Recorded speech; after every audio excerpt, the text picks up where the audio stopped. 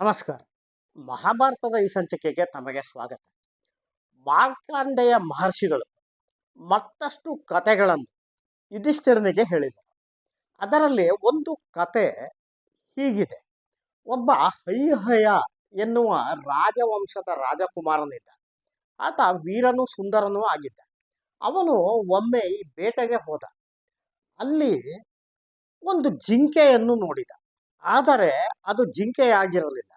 ಅದು ಒಬ್ಬ ಮಹರ್ಷಿ, ತಪಸ್ವಿ. ಆತ ಜಿಂಕೆಯ ಚರ್ಮವನ್ನು ಧರಿಸಿ ಕುಳಿತಿದ್ದ. ಅದನ್ನು ನೋಡಿ ಈ ರಾಜಕುಮಾರ ಅದು ಜಿಂಕೆ ಎಂದೇ ಭ್ರಮಿಸಿ ಅದಕ್ಕೆ ಬಾಣ ಬಿಟ್ಟ. ಆ ತಪಸ್ವಿ ಶವವಾದ, ಸತ್ತು ಹೋದ. ರಾಜಕುಮಾರ ಬಂದವನು ನೋಡುತ್ತಾನೆ, ಒಬ್ಬ ತಪಸ್ವಿಗೆ ಅವನು ಬಾಣ ಹೊಡೆದಿದ್ದಾನೆ, ಆತ ಸತ್ತು ಹೋಗಿದ್ದಾನೆ. ತಕ್ಷಣ ರಾಜಕುಮಾರ ತನ್ನ ಹಿರಿಯರನ್ನೆಲ್ಲ ಅಲ್ಲಿಗೆ ಕರೆಸಿದ. ಅವರನ್ನು ಕರೆದುಕೊಂಡು ಬಂದು ತೋರಿಸಿದ. ಆ ಹಿರಿಯರಿಗೂ ಚಿಂತೆಯಾಯಿತು, ಇದೇನು ಹೀಗೆ ಅನರ್ಥವಾಗಿ ಹೋಗಿಬಿಟ್ಟಿತಲ್ಲ ಎಂದು. ಅವರು ಅಲ್ಲಿ ಒಂದಷ್ಟು ದೂರದಲ್ಲಿ ಈ ಋಷಿ ಯಾರು, ಎಲ್ಲಿಯವನು ಎಂದು ಹುಡುಕುವುದಕ್ಕೆ ಆರಂಭಿಸಿದರು. ಅಲ್ಲಿ ಈ ಅರಿಷ್ಟ ಮುನಿಗಳ ಆಶ್ರಮವಿತ್ತು. ಈ ಅರಿಷ್ಟ ಮುನಿ ಕಶ್ಯಪರ ಮಗನಾಗಿದ್ದ. ಆತನು ತಪಸ್ವಿ, ವಯಸ್ಸಾಗಿತ್ತು. ಆ ಅರಿಷ್ಟ ಮುನಿಗಳ ಆಶ್ರಮಕ್ಕೆ ಹೋದಾಗ ಇವರೆಲ್ಲರಿಗೂ ಒಂದು ಸತ್ಕಾರವನ್ನು ಮಾಡಲು ಸಿದ್ಧತೆಗಳನ್ನು ಮಾಡಿಕೊಳ್ಳತೊಡಗಿದರು. ರಾಜನ ವಂಶದವರು ಬಂದಿದ್ದಾರೆ ಎಂದು. ಆಗ ಇವರು ಹೇಳಿದರು, ಇಲ್ಲ, ನಾವು ಈ ಸತ್ಕಾರಕ್ಕೆ ಅರ್ಹರೇ ಅಲ್ಲ, ನಾವು ಈಗ ಅನರ್ಹರಾಗಿದ್ದೇವೆ. ಏಕೆಂದರೆ ಒಬ್ಬ ತಪಸ್ವಿಯನ್ನು ನಾವು ಕೊಂದಿದ್ದೇವೆ. ಹಾಗಾಗಿ ನಮ್ಮ ಮೇಲೆ ಬ್ರಹ್ಮ ಹತ್ಯಾ ದೋಷವೇ ಇದೆ. ಹಾಗಾಗಿ ನಾವು ಈ ಅತಿಥಿ ಸತ್ಕಾರಕ್ಕೆ ಯೋಗ್ಯರಲ್ಲ ಎಂದರು ಈ ರಾಜಕುಮಾರ ಮತ್ತು ಹಿರಿಯರು. ಆಗ ಅರಿಷ್ಟ ಮುನಿ ಆತ ಕೇಳಿದ, ನೀವು ಯಾರನ್ನು ಕೊಂದಿರಿ? ಆ ತಪಸ್ವಿ ಯಾರು? ಎಲ್ಲಿ ಕೊಂದಿರಿ? ಇದು ಹೇಗಾಯಿತು ಎಂದರು. ಅವರು ಎಲ್ಲ ವಿಷಯವನ್ನು ಈ ಅರಿಷ್ಟ ಮುನಿಗಳಿಗೆ ಹೇಳಿದರು ಮತ್ತು ಅವರನ್ನು ಕರೆದುಕೊಂಡು ಎಲ್ಲಿ ಆ ಶವ ಬಿದ್ದಿತ್ತೋ, ತಪಸ್ವಿಯ ಶವ, ಅಲ್ಲಿಗೆ ಬಂದರು. ಅಲ್ಲಿ ನೋಡಿದರೆ ಆ ತಪಸ್ವಿಯ ಶವವೇ ಇರಲಿಲ್ಲ. ಅಲ್ಲಿ ಇಲ್ಲಿ ಎಲ್ಲ ಕಡೆ ಹುಡುಕಾಡಿದರು, ಆದರೆ ಆ ಶವ ಅವರಿಗೆ ಸಿಗಲೇ ಇಲ್ಲ. ನಂತರ ಮರಳಿ ಅವರು ಅರಿಷ್ಟ ಮುನಿಗಳ ಆಶ್ರಮಕ್ಕೆ ಬಂದರು. ಆಗ ಅರಿಷ್ಟ ಮುನಿ ತನ್ನ ಮಗನನ್ನು ಮನೆಯಿಂದ ಹೊರಗೆ ಕರೆದರು. ಬಾ ಎಂದು ಕರೆದಾಗ ಆತ ಹೊರಗೆ ಬಂದ. ಆಗ ಅವರು ಈ ರಾಜಕುಮಾರ ಹಿರಿಯರನ್ನು ಉದ್ದೇಶಿಸಿ ಕೇಳಿದರು, ಇವನನ್ನೇ ಅಲ್ಲವೇ ನೀವು ಕೊಂದಿದ್ದು ಎಂದರು. ಇವರು ನೋಡುತ್ತಾರೆ, ಹೌದು, ಆ ರಾಜಕುಮಾರ ಕೊಂದಿದ್ದು ಈತನನ್ನೇ. ಆ ಶವವನ್ನು ನೋಡಿದ್ದು ಈತನ ಶವವನ್ನೇ ನೋಡಿದ್ದು. ಅವರಿಗೆ ದಿಗ್ಭ್ರಾಂತಿಯಾಗಿ ಹೋಯಿತು. ಆಗ ಅವರೆಲ್ಲರೂ ಅರಿಷ್ಟ ಮುನಿಯನ್ನು ಕೇಳಿದರು, ನಿಮ್ಮ ತಪೋಬಲದಿಂದ ಈತನೇನಾದರೂ ಜೀವಂತವಾದನೆ ಎಂದರು. ಆಗ ಅರಿಷ್ಟ ಮುನಿಗಳು ಹೇಳಿದರು, ನೋಡಿ, ನಾವು ಸತ್ಯಸಂಧರು, ನಾವು ಸುಳ್ಳನ್ನು ಆಡುವುದಿಲ್ಲ, ನಾವು ಯಾವಾಗಲೂ ಸ್ವಧರ್ಮ ಆಚರಣೆಯಲ್ಲೇ ಇರುತ್ತೇವೆ. ನಾವು ನಮ್ಮ ಸ್ವಧರ್ಮದಿಂದ ವಿಮುಖರಾಗುವುದಿಲ್ಲ. ನಾವು ಅತಿಥಿಗಳ ಸತ್ಕಾರವನ್ನು ಬಹಳ ಚೆನ್ನಾಗಿ ಮಾಡುತ್ತೇವೆ. ಅವರ ಊಟವಾಗದೆ ನಾವು ಊಟವನ್ನು ಸಹ ಮಾಡುವುದಿಲ್ಲ. ನಾವು ಬೇರೆಯವರನ್ನು ನಿಂದಿಸುವುದಿಲ್ಲ. ನಾವು ಕ್ಷಮಾಶೀಲರು, ಕ್ಷಮೆಯನ್ನು ಮಾಡುತ್ತೇವೆ. ತಾಳ್ಮೆ ಹೆಚ್ಚು. ನಾವು ಸಹನಶೀಲರು ಸಹ. ಜೊತೆಗೆ ಜಿತೇಂದ್ರಿಯರು. ಈ ಎಲ್ಲ ಗುಣಗಳಿಂದ ನಮಗೆ ಈ ಅಕಾಲ ಮೃತ್ಯು ಸಂಭವಿಸುವುದಿಲ್ಲ. ಹಾಗಾಗಿ ಈತ ಜೀವಂತನಾಗಿದ್ದಾನೆ. ನಿಮಗೆ ಯಾವ ಬ್ರಹ್ಮ ಹತ್ಯಾ ದೋಷವೂ ಆಗಿಲ್ಲ. ನೀವು ಯೋಚನೆಯಿಂದ ರಾಜರ ಅರಮನೆಗಳಿಗೆ ತೆರಳಬಹುದು ಎಂದರು. ಇದನ್ನು ಕೇಳಿ ಆ ಹೈಹಯ ವಂಶದ ರಾಜಕುಮಾರನಿಗೂ ಮತ್ತು ಅವರ ಹಿರಿಯರಿಗೂ ಬಹಳ ನಿರಾಳವಾಯಿತು. ನಂತರ ಅರಮನೆಗೆ ತೆರಳಿದರು. ಈ ಕಥೆಯನ್ನು ಮಾರ್ಕಂಡೇಯರು ಹೇಳಿದರು. ನಂತರ ಇನ್ನೊಂದು ಕಥೆಯನ್ನು ಹೇಳಿದರು. ಅದು ಈ ಕುರು ವಂಶದಲ್ಲಿದ್ದ ಸುಹೋತ್ರ ಎನ್ನುವ ರಾಜನ ಕಥೆ. ಆ ರಾಜನು ಧರ್ಮಾತ್ಮನಾಗಿದ್ದ. ಆ ರಾಜ ಒಮ್ಮೆ ಈ ಋಷಿಗಳನ್ನು ಸಂದರ್ಶಿಸುವುದಕ್ಕೆ ಹೋದ. ಮರಳಿ ಕಾಡಿನ ದಾರಿಯಲ್ಲೇ ಬರುತ್ತಿದ್ದ. ಆತ ಬರುವಾಗ ಎದುರಿಗೆ ಶಿಬಿ ಮಹಾರಾಜ ಎದುರಿಗೆ ಬಂದ. ಆ ದಾರಿ ಇಕ್ಕಟ್ಟಾಗಿತ್ತು, ಕಿಷ್ಕಿಂದೆ. ಅಲ್ಲಿ ಒಂದು ರಥ ಹೋದರೆ ಇನ್ನೊಂದು ರಥ ಹೋಗುವುದಕ್ಕೆ ಕಷ್ಟವಾಗಿತ್ತು. ಒಂದು ರಥವನ್ನು ಆ ದಾರಿಯ ಪಕ್ಕಕ್ಕೆ ಇಳಿಸಿದರೆ ಮಾತ್ರ ಇನ್ನೊಂದು ರಥ ಮುಂದೆ ಹೋಗಬಹುದಿತ್ತು. ಆ ರೀತಿಯ ಪರಿಸ್ಥಿತಿ. ಆಗ ಇಬ್ಬರೂ ರಾಜರು ಒಬ್ಬರಿಗೊಬ್ಬರು ನೋಡಿಕೊಂಡು ಸುಮ್ಮನೆ ನಿಂತರು. ಅದೇ ಸಮಯಕ್ಕೆ ಈ ದೇವ ಋಷಿ ನಾರದರು ಅಲ್ಲಿಗೆ ಬಂದರು. ನಾರದರು ಇವರಿಬ್ಬರನ್ನು ಕೇಳಿದರು, ಅಲ್ಲ, ನೀವು ಇಬ್ಬರು ಒಬ್ಬರಿಗೊಬ್ಬರು ಎದುರಾಗಿ ಸುಮ್ಮನೆ ನಿಂತು ಬಿಟ್ಟಿರಲ್ಲ, ಏಕೆ ಎಂದರು. ಆಗ ರಾಜರು ಹೇಳಿದರು, ಸ್ವಾಮಿ, ನಾವು ಒಬ್ಬರಿಗೊಬ್ಬರು ದಾರಿ ಬಿಡಬಾರದು ಎಂದು ನಿಂತಿಲ್ಲ. ಸಾಮಾನ್ಯವಾಗಿ ಸಜ್ಜನರು ಒಬ್ಬರನ್ನೊಬ್ಬರು ಭೇಟಿಯಾದಾಗ, ಮುಖಾಮುಖಿಯಾದಾಗ ಯಾರು ಹೆಚ್ಚು ಶ್ರೇಷ್ಠರೋ ಅವರಿಗೆ ದಾರಿ ಬಿಟ್ಟು ಕೊಡಬೇಕು. ಅದೇ ಪದ್ಧತಿಯಲ್ಲದೆ ನಾವಿಬ್ಬರು ರಾಜರು, ನಾವಿಬ್ಬರು ಸರಿಸಮಾನರಾಗಿದ್ದೇವೆ. ನಮ್ಮಿಬ್ಬರಲ್ಲಿ ಯಾರು ಶ್ರೇಷ್ಠರು ಎಂದು ನಮಗೆ ತಿಳಿಯುತ್ತಿಲ್ಲ. ಹಾಗಾಗಿ ನಾವು ಇಲ್ಲಿ ಸುಮ್ಮನೆ ನಿಂತಿದ್ದೇವೆ ಎಂದರು. ಇದನ್ನು ಕೇಳಿ ನಾರದ ಮಹರ್ಷಿಗಳು ಹೇಳಿದರು, ನೀವು ನಿಂತಿರುವುದು ನಿಜ.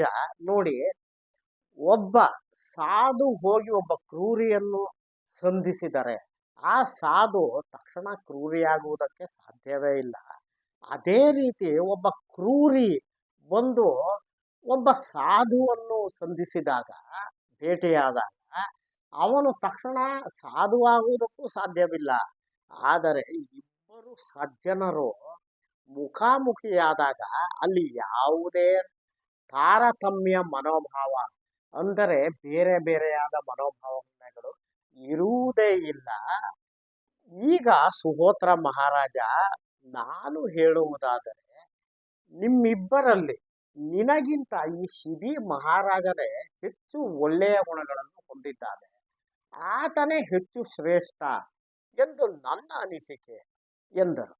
ಇದನ್ನು ಕೇಳಿದ ಮೇಲೆ ಸುಹೋತ್ರ ಮಹಾರಾಜ ತನ್ನ ರಥವನ್ನೇ ಪಕ್ಕಕ್ಕೆ ಸರಿಸಿ ಶಿಬಿಯನ್ನು ಹೊಗಳುತ್ತಾ ಆ ಶಿಬಿ ಮಹಾರಾಜನಿಗೆ ಹೋಗಲು ಅನುವು ಮಾಡಿ ಕೊಟ್ಟ.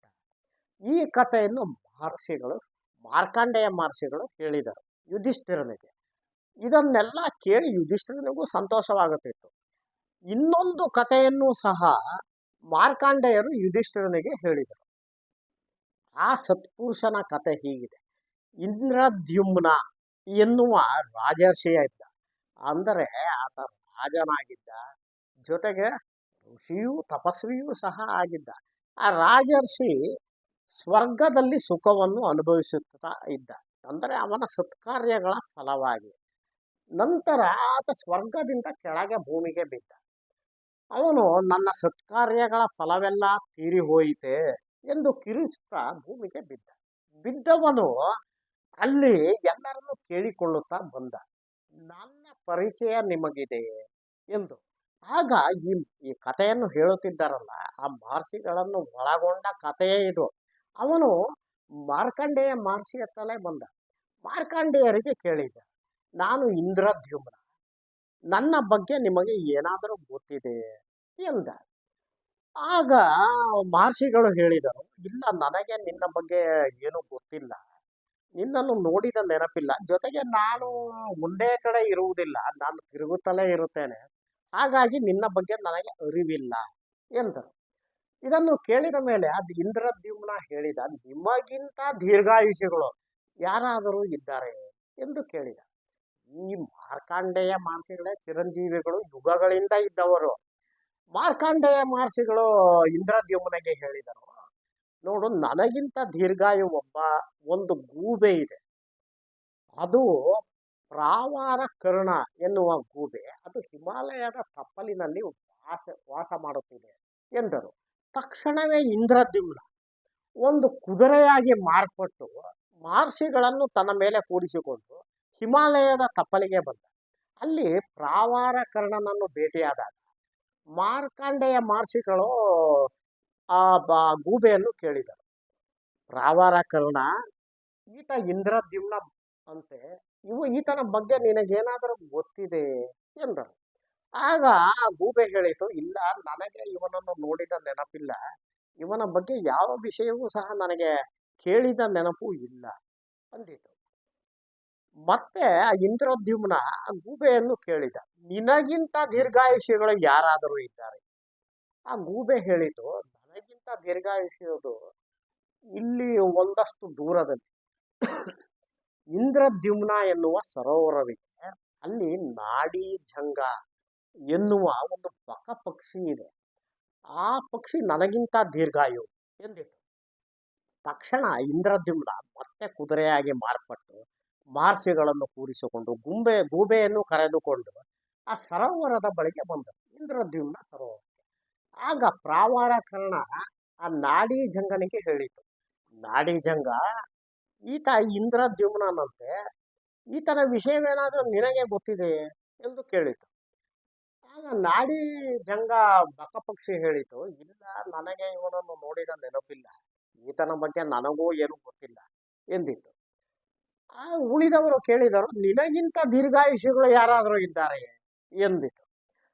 ಆಗ ಆ ನಾಡಿ ಜಂಗ ಬಕಪಕ್ಷಿ ಜೋರಾಗಿ ಕೂಗಿತು, ಅಕೂಪಾರ, ನೀನು ಸ್ವಲ್ಪ ಮೇಲೆ ಬಾ, ನಿನ್ನಿಂದ ಒಂದು ವಿಷಯ ತಿಳಿಯಬೇಕಾಗಿದೆ ಎಂದಿತು. ಆಗ ಅಕೂಪಾರ ಎನ್ನುವ ಆಮೆ ಆ ಸರೋವರದ ತಳದಿಂದ ನಿಧಾನವಾಗಿ ಈಜುತ್ತಾ ಮೇಲೆ ಬಂತು. ಆಗ ನಾಡಿ ಜಂಗ ಅಕೂಪಾರ ಅನ್ನುವ ಆಮೆಗೆ ಕೇಳಿತು, ಅಕೂಪಾರ, ಈತ ಇಂದ್ರದ್ಯುಮ್ನಂತೆ, ಈತನ ಬಗ್ಗೆ ನಿನಗೇನಾದರೂ ಗೊತ್ತೇ? ನಿನಗೆ ಇವನ ವಿಷಯ ತಿಳಿದಿದೆ ಎಂದು ಕೇಳಿತು. ಆಗ ಆ ಇಂದ್ರದ್ಯುಮ್ನ ಎನ್ನುವ ಹೆಸರು ಕೇಳಿದ ಕೂಡಲೇ ಆ ಆಮೆ ಭಾವೋದ್ವೇಗಕ್ಕೆ ಒಳಗಾಯಿತು. ಅದರ ಕಣ್ಣಲ್ಲಿ ನೀರು ತುಂಬಿಕೊಂಡಿತು, ಅದರ ಗಂಟಲು ಕಟ್ಟಿತು, ಮಾತು ಹೊರಡುವುದೇ ಕಷ್ಟವಾಯಿತು. ಆ ಆಮೆ ಬಹಳ ಕಷ್ಟದಿಂದ ಹೇಳಿತು, ಇಂದ್ರದ್ಯುಮ್ನ, ಈ ಮಹಾನುಭಾವನ ಹೆಸರು ಯಾರಿಗೆ ಗೊತ್ತಿಲ್ಲ? ಈತ ಸಾವಿರಾರು ಯಾಗಗಳನ್ನು ಮಾಡಿದ. ಆ ವೇಳೆಯಲ್ಲಿ, ಆ ಯಾಗದ ಸಮಯದಲ್ಲಿ ಲಕ್ಷಗಟ್ಟಲೆ ಗೋವುಗಳನ್ನು ದಾನ ಮಾಡಿದ ಮಹಿಮಾನ್ವಿತ ಈತ. ಈತ ದಾನ ಮಾಡಿದ ಹಸುಗಳ ಕಾಲಿನ ಗೊರಸಿನ ಆಘಾತದಿಂದಲೇ ಈ ಸರೋವರ ನಿರ್ಮಾಣವಾಯಿತು. ಹಾಗಾಗಿ ಈ ಸರೋವರಕ್ಕೆ ಅವನ ಹೆಸರೇ ಇದೆ, ಇಂದ್ರದ್ಯುಮ್ನ ಎನ್ನುವ ಸರೋವರವಿದು ಎಂದಿತು. ಇದನ್ನು ಕೇಳಿದ ಕೂಡಲೇ ಆಕಾಶವಾಣಿಯಾಯಿತು, ಇಂದ್ರದ್ಯುಮ್ನ, ನಿನ್ನ ಕೀರ್ತಿ ಅಮರವಾಗಿದೆ, ನೀನು ಈಗಲೇ ಸ್ವರ್ಗಕ್ಕೆ ಬಾ ಎನ್ನುವ ಆಕಾಶವಾಣಿಯಾಯಿತು. ಜೊತೆಗೆ ಒಂದು ದಿವ್ಯವಾದ ವಿಮಾನ ಬಂದು ಅಲ್ಲಿ ನಿಂತಿತು. ಇಂದ್ರದ್ಯುಮ್ನ ನಂತರ ಆ ಗೂಬೆ ಪ್ರಾವಾರ ಕರ್ಣನನ್ನು ಮತ್ತು ಮಾರ್ಕಾಂಡೇಯ ಮಹರ್ಷಿಗಳನ್ನು ಅವರವರ ಸ್ಥಾನಕ್ಕೆ ಸೇರಿಸಿ ದಿವ್ಯವಾದ ದೇಹವನ್ನು ಧರಿಸಿ ಆ ವಿಮಾನದಲ್ಲಿ ಕುಳಿತು ಸ್ವರ್ಗಕ್ಕೆ ಹೋದ. ಈ ಕಥೆಗಳನ್ನು ಮಾರ್ಕಾಂಡೇಯರ ಮಹರ್ಷಿಗಳು ಸತ್ಪುರುಷರ ಕಥೆಗಳು, ಒಬ್ಬೊಬ್ಬರು ಮಹಿಮಾನ್ವಿತರು. ಅಂತಹ ಕಥೆಗಳನ್ನು ಯುಧಿಷ್ಠಿರನಿಗೆ ಹೇಳಿದರು. ಅವರ ಧರ್ಮ ಮಾರ್ಗ ಇವೆಲ್ಲವನ್ನು ಕೇಳಿ ಯುಧಿಷ್ಠಿರನಿಗೆ ಬಹಳ ಸಂತೋಷವಾಯಿತು. ಜೊತೆಗೆ ಧರ್ಮದಲ್ಲಿ ನಂಬಿಕೆ ಇನ್ನಷ್ಟು ಬಲವಾಗಿ ಹೋಯಿತು. ಮುಂದಿನ ಸಂಚಿಕೆಯಲ್ಲಿ ಸಿಗೋಣ. ನಮಸ್ಕಾರ.